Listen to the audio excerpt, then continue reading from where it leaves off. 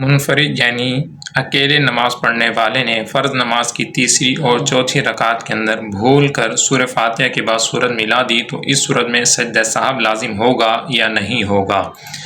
تو اس کا جواب یہ ہے کہ منفرد یعنی اکیلے نماز پڑھنے والے کے لیے فرضوں کی تیسری اور چوتھی رکعت کے اندر سورہ فاتحہ کے بعد اگر بھول کر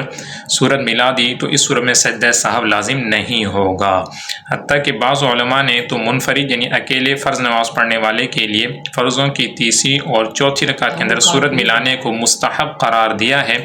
لہٰذا اگر جان بوجھ کر بھی فرضوں کی تیسری اور چوتھی رکعت میں سورت ملا دی تو سجدہ سہو اس صورت میں بھی لازم نہیں آئے گا۔ البتہ امام کے لیے فرضوں کی تیسری اور چوتھی رکعت کے اندر سورت ملانا یہ مکروہ تنزیہی ہے،